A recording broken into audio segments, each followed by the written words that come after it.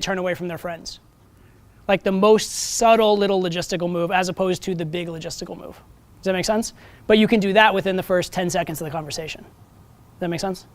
Okay, cool, yeah. Real quick, in like 10 seconds, could you just explain the invisible escalation thing one more time? Basically, it's the idea that instead of nothing, nothing, nothing, one big escalation, it's little escalation, little escalation, little escalation, so that each one is so small and slight they almost can't reject it.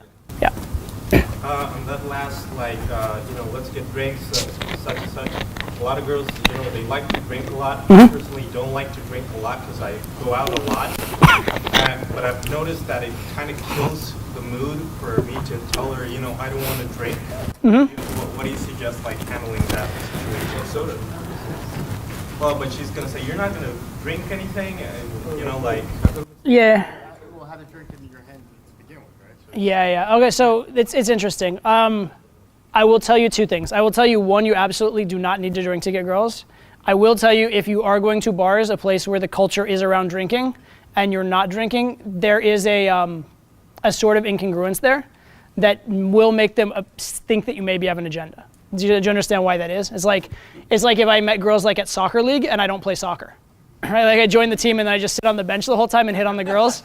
It's like, what are you doing here? Right? So the one solution is pick up girls in a place where that's not the prevalent thing. The other solution is work around it in a way that doesn't violate the vibe. Right? So sometimes I'll say things like, oh no, I've been going way too hard this week. I'm like, if I have one more drink, I'll probably collapse, something like that. Or I might be like, if you partied as hard as I do, you wouldn't be able to drink every night either.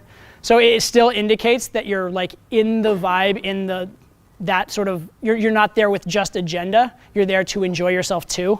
That's basically the reason why it will affect them. They don't actually care if you drink per se, but they just want to know you're in the vibe and you're not having an agenda and just trying to take advantage of them, so to speak. Does that make sense? Yeah, so the message you want to get across is that. There's different ways you could do it, but that's the general message, yeah. So if the girl continues to press you and flat out ask, is it your place? Is it fair to assume that you probably didn't, properly and she's feeling uncomfortable about it? It depends. You answered everything in game. Yeah. Oftentimes, yes, it also would indicate a little bit of distrust. So it indicates maybe you didn't see it or you asked too early or that kind of stuff. If the girl ever does completely come out with it, I would just be honest, but I would also then be honest, not that you were dishonest before, but be fully, transparently, openly, showing it honest. But I would also do it in a way that is very take it or leave it or no agenda behind it. Be actually, yeah, but you can't stay, you can't stay very long because and actually, you know what? Now that I'm thinking about it, let's just hang out here a little more first and then we can talk about that. Does that make sense? Yeah. So very take it or leave it, but also not trying to hide it or not trying to be weird about it. When a woman is refusing to isolate, best thing would be to build the vibe for 5-10 minutes more, then asking her to isolate, right? Or rather than just reasoning out for. Yeah, two things. One I didn't mention, which is, so you're basically saying do the 2 steps forward, 1 step back, right? So 2 things that are better. One is do your work ahead of time rather than getting the rejection. I know that's hard after the fact, but that's one thing.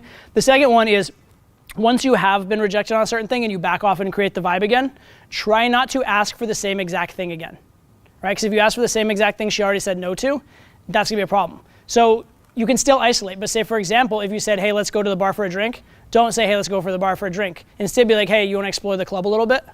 Right, so ask something different than the thing that got rejected. That makes a big difference as well. Absolutely, yeah. I'm sorry, I didn't catch your name, but for the scenario that you just described, yeah. From your perspective, Todd, is there any value, or would you decide to treat what she said as a shit test as opposed to being transparent? Is there any value in? It depends. It always depends.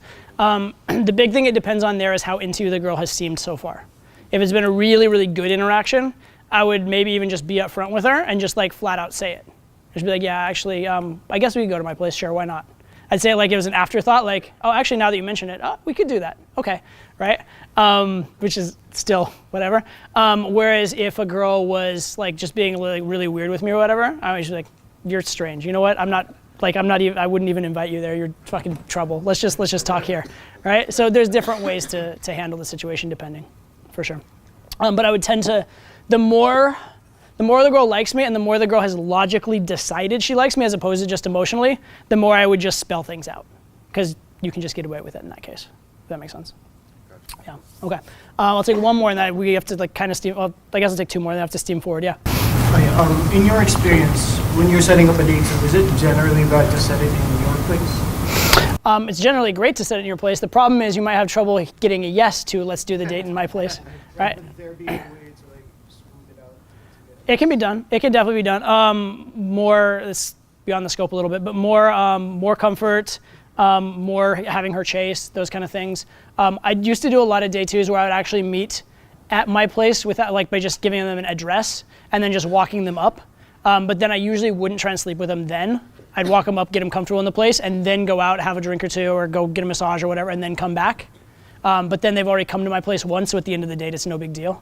So there's a lot of things like that you can do.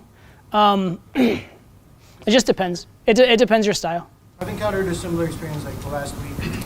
I was just gonna drive to park my car like right in front of my apartment so that me and the girl could go out somewhere. But then she started asking like, so are we just gonna do the Netflix and chill? And I'm like, no, I'm just parking my car outside. Should I just have invited her in? I would, in that case, if she was open to it and suggesting it, I would suggest in a way that like it just occurred to you, but sure, be like, oh, actually we could do that. I wanted a drink, but I guess we could order in. Okay, fine, why not? Because I was just surprised. Right? She's down, I guess. Right? So I would do it, but I wouldn't do it in like a try hard way if you can, right? I remember one girl recently, I pulled her on the idea of food at the end of the night, but I was like, you know what? I don't want to do a restaurant. I'm too tired for that shit. We have to let's order in. And she's like, well, do you want to go to my place? I'm like, well, okay, but only if there's food. Like seriously, if there's not food, I'm not going, right? But you see how that just frames it all very differently, right? It frames it all as like it just happened, accidental, etc. Was one more question here?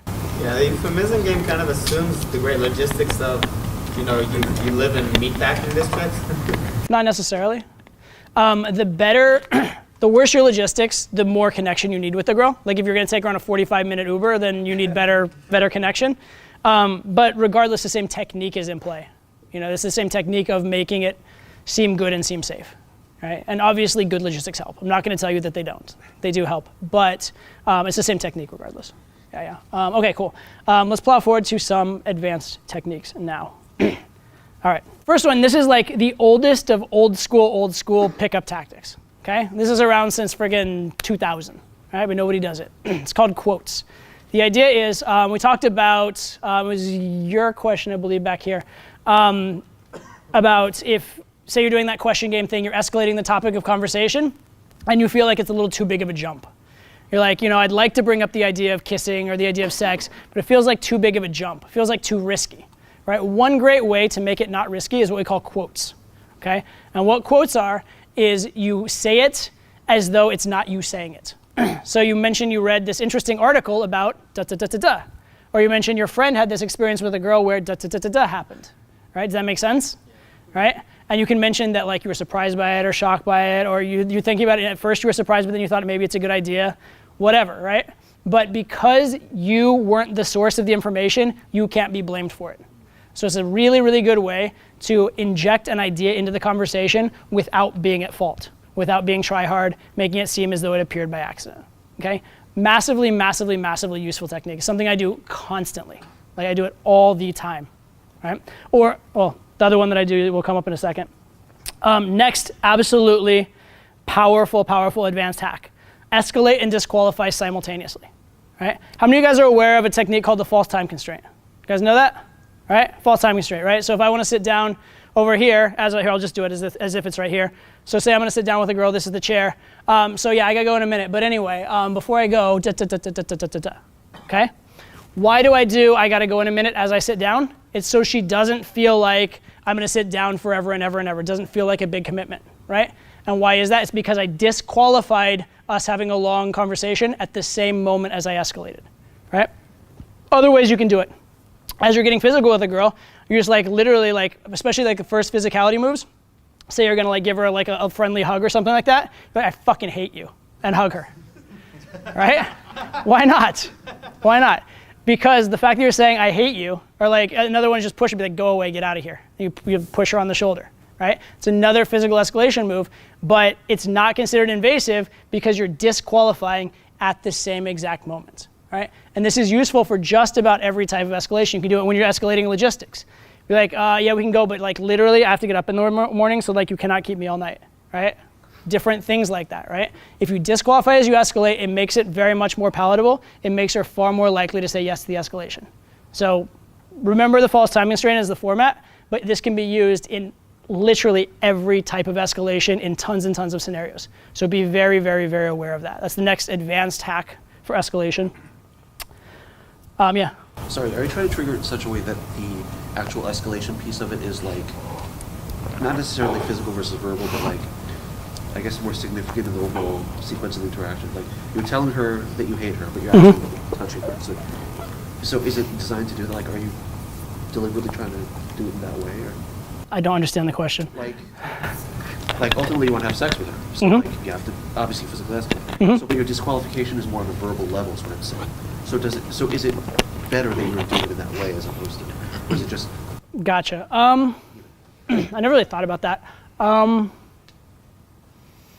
Typically, I don't know that it's better you do it that way. I can't think of too many scenarios where it would be the other way. Like, cause how do you unescalate physically? Yeah, no, that's I mean, I guess what you could do, I don't know if this would even work. This would be a weird thing to try. But say you were hugging a girl, and you're like, I fucking love you, as you take the hands away. That'd be like, all right. So I don't know if it's like that's literally the way to do it, or it's kind of, or how do you de-escalate the logistics while giving them a compliment? Like, it just doesn't make sense. So like, yeah, so I almost feel like just on a practical level, it kind of has to be that way.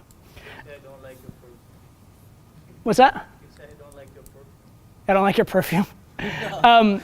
That's actually one big thing. I'll make that point. There's a big difference between a disqualifier and an insult. Big difference, okay? I don't like your perfume is an insult. But I'm not sure if we're really right for each other or if like we're a good fit. That's a disqualifier. It's not saying there's anything wrong with her. It's just saying you and she might not work out, right? Because if you say something's overtly wrong with her, that's very hard for her to win back, right? Like a lot of people, like they learn the concept of a neg, and their neg is your nose is ugly. All right? That's not a neg, that's a fucking insult, all right? Right? Disqualifier is not saying there's anything wrong with her, it's just saying something might happen between the two of you. It's a very, very, very important distinction, okay? Not insulting, right? Just please, not insulting, What about right? your nose job? It's, Is that, like, because even she has Uh-huh. had one, Yeah. it shows she's so happy, and then she hasn't, and she's thinking, oh my God, my nose is so perfect, or is she not? I see that one going one of two ways. It is a risky one. It's a very risky one. Because most girls with nose jobs would prefer that you somehow thought they hadn't had it. Like the idea is it's trying to, so it's still kind of, It's better than you have an ugly nose, but it is still risky. Yeah. What about I love your boob job? Same kind of thing. I mean, that one I don't like for other reasons. Because the fact that you're reactive to the boob job is very much like showing arousal, showing your body in, showing sexual agenda. Like, I don't like it for other reasons. Format-wise, I think it's fine, but like I don't like it for other reasons. Yeah. Okay. So escalate, disqualify is a great one. Next one, and this is probably the thing I do the absolute most, seeding in the negative. Okay? When I want to bring up something we can do, I bring up something that we can't do or shouldn't do. Right? So for example, when I was saying taking the girl home stuff, I'd be like, I'm kind of tempted to do this, but I just don't know if I trust you yet. Or I don't know if it's a good idea. I don't know you that well yet. Right? Seeding in the negative. Or be like, we definitely, I'll even say this very often, we're not gonna make the sex tonight. I'm just gonna throw that out there. I like you, you're very pretty, but I don't know. I feel like I may need more time. Right? Those kind of things, right? Seeding it in the negative, you're bringing the topic into the conversation, you're making it a very plausible, very important part of the conversation, but again, you're able to bring into the conversation the negative. The other thing that this does is it gets them to chase very, very, very often, and also, because you're usually gonna seed the things that they're gonna resist in the negative, because you reacted or resisted at first, they can't. Like if you said, we're not gonna have the sex tonight, and she says it 10 minutes later, you're like, yeah, I already told you that. Like, catch up, girl. Right? Does that make sense? So it is very, very, very powerful. And this is something I'm doing absolutely constantly throughout the entire interaction. So that's the next kind of advanced calibration hack for bringing up these topics and whatnot. Okay, and then next kind of very kind of advanced one, but it's not even that advanced, it's pretty easy, is let's say that you are escalating. Let's say that you're gonna ask a girl to go home with you, all right? So say, for example, since you're in the front, if I'm like, I don't know, I'm getting kind of tired of this place. I don't know, it's kind of loud. Yeah, I don't know how I'm feeling about it. Okay, do you see how I slowed down and spoke really, really slowly during that? There's a reason I slow down. And the reason is this. If I talk really fast, so, hey, this place is really loud, I don't know how I'm feeling about it, all that kind of stuff, I don't have time to gauge her reaction. I don't have time to see how she's reacting to it. I don't have time to see if she's on board. And it's very hard for me to adjust. But if I kind of talk slow and like I'm thinking it through, pausing a little bit, then if I notice that she suddenly tenses up, I can change the tack rather than going through with the escalation. Does that make sense? So it's another very interesting way to not get rejection along the way. Make sense? So when I'm escalating, I usually slow down my verbal delivery, right? And then I'm paying very, very close attention to her. And that way, if she is going to react negatively, I know it before it's out there. I pull away, and instead of her thinking, oh, this guy's so pushy, it's like, oh, this guy gets me. Or, oh, why didn't this guy, he's like, he was going to ask me out and then he didn't. What happened? Did I mess something up? So it's just way, way, way more effective and way more powerful, okay? So it's a little thing, but very useful, yeah. Can you make an example? Like if you see her tense up, so what do you So, say? yeah, so for example, say that we're in a conversation and maybe I'm going to ask you for a number, all right? And I'm not sure if it's like, or I'm going to ask you for maybe a date later, instant date or something like that. So I'm like, so if, a cute, charming, what was that look? That was really funny. Oh my God, you're such a dork. I can't even talk to you. Do you see that? Oh, yeah. So I was kind of seeding it, and then I notice a bad thing, I just go off on a different tangent and just pretend it never happened. Okay. Does that make sense? Yeah. Okay. Whereas if you hadn't, then I would be like, cute, charming boy, grab a drink, I would have continued it. Okay.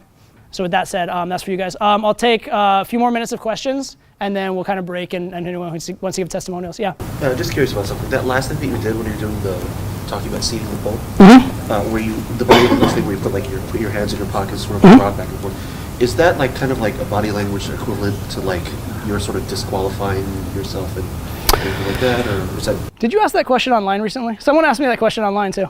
Okay, that's interesting. So what he's specifically talking about, and I only know this because people have asked it, is a lot of times when I'm talking to a girl, I'll do kind of like this, right? It's this thing that I do, right? Yeah. Right? Now, does this look like alpha body language? No. It looks like I have to go to the bathroom, really. But, what it is, actually, first of all, I never knew I was doing it. I never knew consciously I was doing it until I saw it on film. But the reason I do it, it's a learned behavior. And it's a learned behavior based on the fact that this is very non-threatening. So if I go in and her initial response is not super good, or especially if her initial response is a little bit shy, a lot of times I'll do this kind of thing to kind of mirror that experience and show that I'm not threatening. Does that make sense? So it's meant to bring her guard down, if that makes sense. But to be fair, I never knew I was doing it until I saw it on film. But then since I've looked, those are the times when I do it. So it's very instinctive for me, but that's the kind of the reason. But yeah, don't worry so much. Whenever you see instructors' body language or gestures, don't worry so much about the particular gesture. Try and think about what they're trying to do with the gesture, what they're trying to convey with the gesture. Does that make sense? Okay. So this is just, maybe it's a comfortable way to stand, maybe it's a kind of appraising or thinking or whatever, that kind of stuff. This one can be closed off, if it's like this, but if it's like this, is cocky above you. Think more what is the message rather than what is the gesture, because everybody has different gestures for the same thing. I think a lot about the story in her head, right? If you were to watch one of my dates, right? Because a date is a very controlled environment, right? There's not a lot of chaos, there's not a lot going on. If you were to watch one of my dates, it would seem so much like just small talk, except that what you would see is small talk plus I'm just appraising them and evaluating them a little bit. And then it's small talk plus there's this thing that's just a little extra cool. Or it's small talk plus I just happened to bring up just a little bit of a sexual thing, right? So it's basically the idea of that invisible escalation like in every way, all the time, right? It's the most, like Jeffy has this idea he calls like the greased slide, right? There's like first message online, whoop, getting fucked, and they don't know what happened in between because it was all so subtle. That's essentially what I'm doing, right? It's 1% here, 1% here, 1% here, 1% here. And the good thing about it that way is that you don't, if you miss a 1%, it doesn't matter. Like you don't have to be perfect, right? If you, like say for example, if you were gaming, if we had like alternate universe where you can game and I game the same girl, right? And an opportunity comes up to show value and I do it and you don't, it wouldn't matter as long as you hit the next one or the next one or the next one or the next one, right? So, go ahead. And then you're always being very, very calculated because I feel like you're always, in everything you say, you're trying to be like very witty because that's obviously who you are. So is that a distinctive trait of you versus all the other guys? Or? Yeah, yes and no. I mean, yes, I'm always calculated. I always have in mind what the next waypoint is. So it's not like, what do I say next? It's what does she need to experience next? Does that make sense? So it's like she likes me a little bit, but I need her to be invested. So then I know that we have to get from here to here, and I'm gonna figure out a way to get from there to there. And I don't know the specific technique I'm gonna use, but I know the specific objective. And then once she's invested, I know that I want her to take maybe her emotional commitment and make it logical. So I know the next specific objective, right? And then I have, from experience, maybe 10 or 20 different techniques that can achieve that. And if one doesn't work, I try the next. If that one doesn't work, I try the next and the next and the next and the next, right? But I'm never thinking, what do I do? I'm thinking, what is the experience she needs? What is the experience for her? And what's the next step in that experience? That make sense? And then from there, yes, I know a lot of techniques. From there, yes, I can be calculating and smart. But the good thing about doing it that way is that you don't mess it up, right? If you miss a technique or you miss a try, you haven't messed yourself up, right? So do you have just like a library of like verbal tools in your head or something? Okay, so here's the best way I'd break it down. Imagine game as like this like spider web, right? You're at the middle of the web, and at the end of all these like webs at the wall, that's like getting laid, right? So every place where the web hits the wall, that's a different way of getting laid, okay? And so I have like the experience of hundreds and hundreds of girls I've slept with, and so I'm with a particular girl, and I think to myself, okay, here's where I am. What's the most efficient end of the wall to get to? Like, what's the nearest end of the wall, right? And so I start down that path. And then as soon as there's an indication that's not their best way, then I like, oh, that path's cut off. Then I look at the spider web, I'm like, okay, from where I'm at right now, what's the most efficient like way to get to the end of the wall? And then I try that way. And if that doesn't work, I'll try again. Does that make sense? And so every single time I've had success with a girl, every single thing that's ever worked, that's in like the encyclopedia of like ways to get to the wall, right? And there are a lot of times where I'll actually pull a girl, and the way that I'm able to pull her is because I've had the same exact experience with a different girl, right?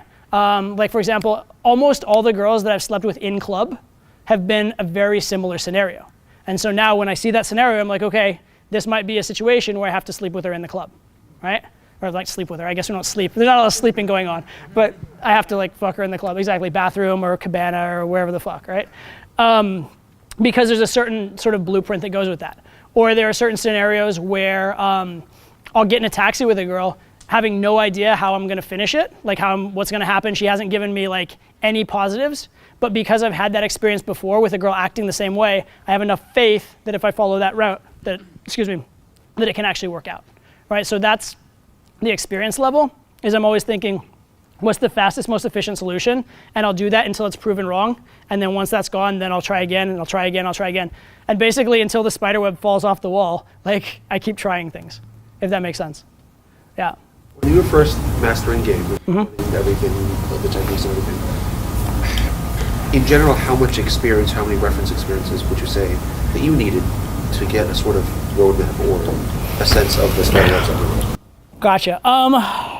Well, in order to get like a very small spider web with 2 connections, I need like 2 experiences. Does that make sense? So you always have a spider web. You always have your own experiences. And also you have not only your experiences of sleeping with girls, you have all the experiences of girls you've had as friends, all the experiences that you tried and got close that you can imagine might have worked. Here's the other thing I did, by the way. So a lot of people write field reports, right? I've never really written field reports, but here's what I always did, was after an interaction that was a close call or I thought it was good or something I could learn from, I would go back and I would like just lie down on my bed and I would replay it over and over and over and over and over again in my head. And I'd replay, what if I'd said this? And I'd try and imagine what could have happened. I'd say, what if I'd said this? And I'd try and imagine what could have happened. And so next time if I saw that scenario again, maybe I didn't have the right answer, but I had 4 or 5 good attempts. 4 or 5 good ideas what might be the right answer, right? Because game, it's interesting. It's incredibly varied. Like every situation is different, but every situation starts the same. It starts from you don't know her, she doesn't know you, and you're walking up to her, right? And so you can get really, really good at, like, think of it as a video game, right? You get really good at the first level, and by getting good at the first level, you get to play the second level more often. And then you get really good at the second level, you get to play the third level more often, right? And so my progression in game was to get really, really good level by level. I got really, really, really good at getting phone numbers when I was really bad at going on dates. And then I got pretty good at dates, had no idea how to get physical. Then I knew how to get physical, knew how to take girls home from dates. I slept with 60 girls before I first pulled a girl home same night, right? I hadn't learned that. I hadn't learned that level of the game, but I got really, really good at the phone number date level of the game. Does that make sense? And then once I learned that, because I'd learned it in like a formulaic way and had considered all the options, once I had it, I could repeat it over and over and over and over again. Does that make sense? Yeah. Ever mess you up like taking a lot of numbers and then setting up day 2? That's what happened to me. I used to take a lot of numbers day 2. Like you got flaking? Yeah, flaking also, but right now if I have to pull the same night, it's like, it's kind of an auto response, like, you know what, this number close right now, let's see her later, you know? Yeah. And then I do something, 2 or 3 things wrong and it just goes down. Yeah, or I could have done something right, where I could have isolated her and tried to do the next level the same night. But I just like, yeah, it's an auto response, like, yeah, just take the number, take the number. Sure. Well, there's not necessarily, like, maybe if you want same night lay, then there's something wrong with that. If you just want to get laid a lot, or just want like relationships and stuff, there's not necessarily anything wrong with that. Like if I wanted to go out and get like, I don't know, has anybody seen my 23 numbers in 2 hours video, right? I was in LA actually, but yeah, LA.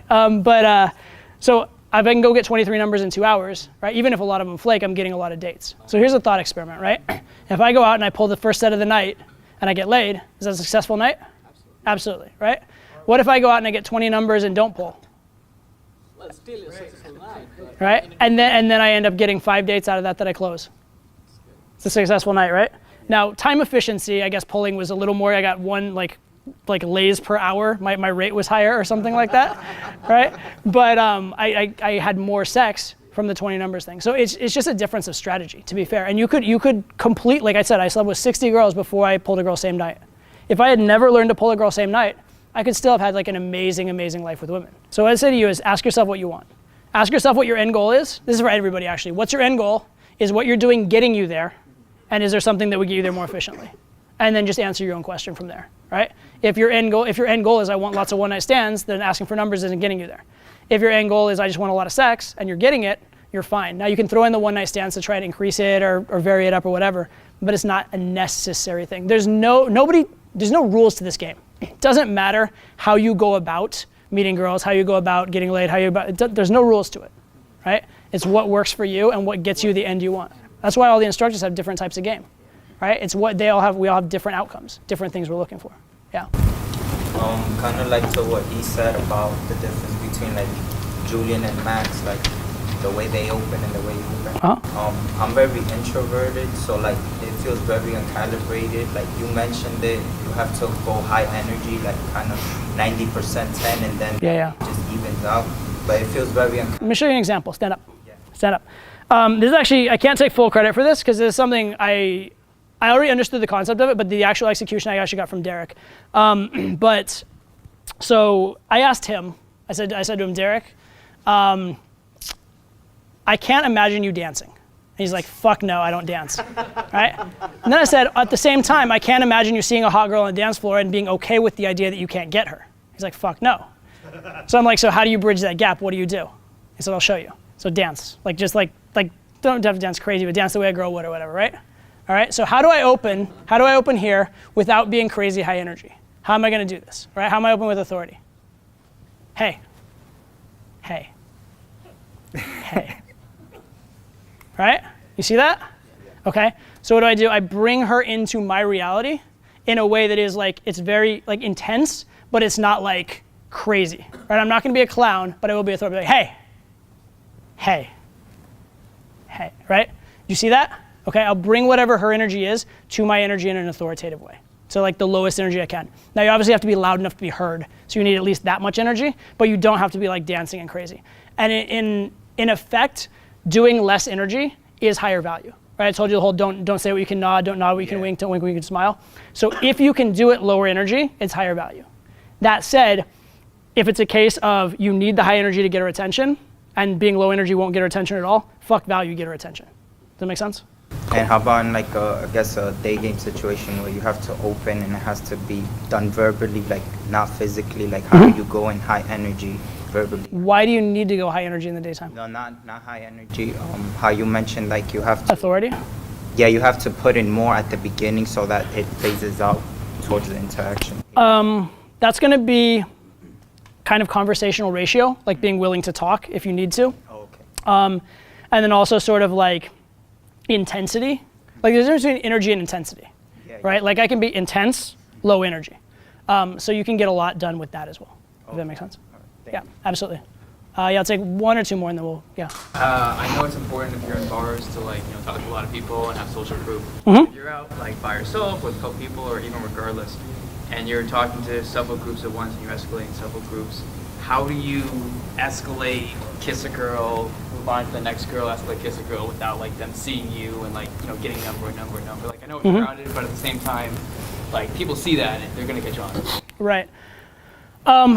There's sort of a threshold, and it depends how you game. So if you game in such a way that you build like a deep intimacy with a girl where she trusts you and thinks it's special, and then you go do that with other girls, you will be destroying that set while doing it with other girls because you're destroying the comfort. If you're more in the vibe of this is fun, I'm high value, and it's not such a big deal, or it's like a social thing, then you can talk to as many people as you want and you're not destroying the comfort. Does that make sense? So what I would suggest is a couple different things. One is if there's a set you really, really like and you legitimately want to go further with that, number one, instead of getting the number and bouncing, try and stay with her and take her home. Right, that's number one. Number two, if for whatever reason you can't, but you really like it, like she's like your 10, then leave, go game in a different place or game in a different room or whatever to not ruin that set if you actually care that much about that particular set. The other thing I would say is prioritize. Prioritize and talk to the girls you really want to talk to. If you're good enough to get 10 numbers and get them to follow through, you don't need, if you're getting 10 numbers a night, your sex life is through the roof anyway, right? You get them all out, get them on dates, whatever. Instead, get the 2 or 3 numbers of the girls you find the hottest. And then you're not the cheesy player either, and you're getting higher quality. But so you're saying to get those numbers, only approach the 2 or 3 that you find the hottest, work them until they... You can approach socially anyone else. You can socially approach anyone. You can even take numbers from anyone else. But what I'm saying is, once you get the number from the girl who you do find the hottest, if it's under the premise of some kind of connection, understand that talking to other girls in front of her does violate that connection. Now, it can increase social proof. So depending on her blueprint, if she's a pure value blueprint, it might actually be good. But with a lot of blueprints, it's going to destroy comfort. So if you get the girl's number and you figure she won't go any farther, but you like it, you get her number, Mm-hmm. you can't go after somebody else for one night stand. I mean, you can, but it's a risk. Yeah, you just understand the risk you're taking, ask yourself if it's worth it. Just be realistic. What about just like escalating, like if you kiss a girl, but like you hit like a wall, Hmm? can you go to somebody else? And I mean, yeah, well, I mean, it's again, ask yourself what you're losing and what you're gaining, and just ask yourself if it's worth it. Does that make sense? It's purely like risk reward. yeah, but I mean, if you go for a kiss, or you go for a flirt, or you go for a make out in the bar or something, but she doesn't want to go home with you, and you go to somebody else. Let me answer your question with a question for a second. So the question I'm going to ask you is, what is the story in her head? Because when you call her the next day or text her the next day, that's what she's going to be playing, is what's the story in her head. And if the story in her head is one that will work, then by all means you're good. If the story in your head has become, in her head has become one that doesn't work, then you've ruined the number, right? And sometimes being seen with other girls can be helpful. Sometimes being seen with other girls isn't, but it just depends. What's the girl's blueprint? What's the story in her head? And are you lying to her by doing that? Does that make sense? Are you destroying trust with her by doing that? And then the other question is it worth it? Because sometimes it's worth it and who gives a fuck, right? A lot of times my philosophy is, look, if she didn't like me enough to go home with me, if she wasn't willing to drop things for me, then maybe it's not that on and I'll go find a girl who is on. That's another philosophy too. But yeah, there is a risk reward factor there. I really do believe to get to advanced game, you need to focus on the girl, both from a tactical perspective, and then also it does help with all that getting out of your head stuff, right? Like, a lot of guys, like, even guys that are really advanced in game, they talk about, oh, I need to go warm up, or I need to, like, you know, my best set's at the end of the night. Do you know the most likely set I am to pull of the night for me? First set. Do you know why? Because when I pull the first set, there's no second, third, fourth, fifth, or sixth set. All right? And then the next most likely one is the second set. Because if I pull the second set, there's no third, you know what I mean? Like, it really doesn't matter that much, right? Yes, I do get a flow some nights I will go out and be a little out of it. Most nights, my most likely set to pull is the first set, right? Because if you can technique through it, and if you have the right focus, you'll kind of get yourself into it. Actually, I don't know, how many of you guys watch soccer? Anybody watch soccer? A little bit? It's okay if you don't, it's fine. So Jurgen Klopp, he's the manager of Liverpool, who arch rivals in Manchester United, but that's okay, because Manchester United is my team, but that's all right. But he had a great sort of press conference where someone was talking about, like, they had like a big rivalry game, and he's asking about, like, getting his players hyped up for the game, right? And he said, I don't want to get my players hyped up before the game. I want them to play their way to hyped up in the game. I want them to play into flow from playing the right way, from doing the right things, and, like, engaging with the opposition and with the game itself, right? I think that's a great approach to anything you're doing, right? You shouldn't have to get in state to game. Game should put you in state. Does that make sense? Talking to the girl should put you in state. And when you have that, you don't need to worry about it because it just happens.